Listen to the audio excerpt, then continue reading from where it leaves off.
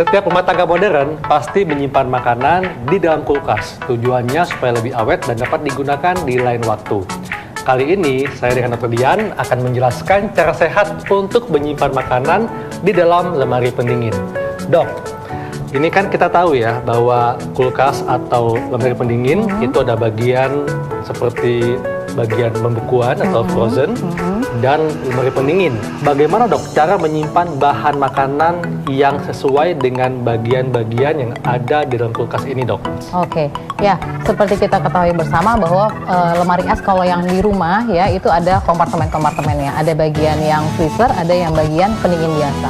Nah kita juga harus tahu bahwa kalau yang di rumah itu kulkasnya temperaturnya bisa kita setting ya. Contohnya kalau kita ingin menyimpan daging-daging, unggas, ayam-ayaman daging ya, segar dok daging ya, segar, daging ayam, ikan gitu. Kita akan tentunya taruhnya di freezer ya. Paling tidak kalau untuk daging-daging atau ikan-ikan ini kita wrapping dulu ya supaya dia kedap udara, atau kita taruh di wadah di kedap udara, terus kita taruh dengan suhu kira-kira di bawah 5 derajat dan itu untuk penyimpanan selama 3 hari. Selama 3 hari. Nah, kalau ingin disimpan lebih dari 1 minggu, tentunya temperaturnya harus kita ubah dulu nih. Lebih rendah lagi, jadi ke -10. Itu untuk daging-dagingan. Nah, untuk telur, susu dan produknya ya seperti ini memang kita taruh di bagian pendingin dengan suhu 1 sampai kira-kira 10 derajat Celcius ya. Itu aman. Juga sebaiknya disimpan untuk waktu 3 hari juga untuk bahan-bahan seperti itu ya untuk telur. Nah, dok, mohon maaf dok. Kalau untuk minuman susu ya, ini setelah kita buka, kemudian kita simpan lagi di kulkas, berapa lama dok boleh disimpan di kulkas? Itu paling tidak 3 hari. Makanan-makanan yang disimpan di kulkas yang untuk siap disantap paling tidak hanya untuk 3 hari. Jadi harus dikonsumsi dalam waktu 3 hari. Ya, lain halnya dengan kalau misalnya kita menyimpan buah-buahan atau sayur-sayuran yang mentah. Kita taruh di tempat sayur-sayuran ya, di bawah ya. Ini bisa buah, bisa sayuran gitu ya. Sebenarnya sih baiknya memang terpisah ya. Cuma kan banyak orang ditaruh bersamaan gitu. Nah, kemudian untuk makanan-makanan yang akan siap disantap, misalnya kalau misalnya beli nasi goreng atau beli ayam bakar, ayam goreng yang tidak habis mau disimpan gitu ya. Seperti ini dok ya. Nah, seperti ini contohnya nih ayam bakar nih ya, ayam bakar. Ini bisa kita taruh di kulkas dengan wadah yang tertutup dan ini dalam 3 hari harus sudah dimakan. Nah, satu lagi yang harus kita ingat, jangan terlalu sering membuka tutup kulkas karena karena itu akan mempengaruhi suhu penyimpanan yang ada di dalam kulkas.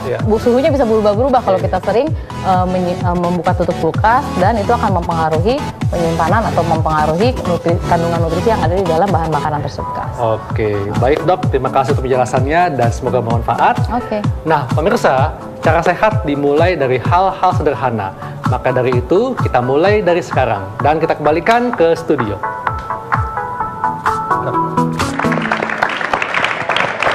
Oke, berikut tadi demikian info untuk cara penyimpanan makanan yang baik di kulkas dari Dr. Haikal. Mungkin Mbak Dewi sendiri ada pengalaman penyimpanan makanan. Setahu aku sih biasanya kalau kayak sayur gitu-gitu tuh nggak bertahan lama ya. Jadi setiap hari harus mendingan beli seger langsung dimasak. Jadi nggak bisa disimpan lama-lama. Iya benar. Apalagi kalau udah pakai kemasan gitu, ditempatin gitu nggak? Biar rapih dan biar tahu ini tuh hari apa nih ditaruhnya supaya nggak bau juga. Standar aja sih biasanya kalau di freezer itu kan udah ada kayak bagian sayur-sayur ya.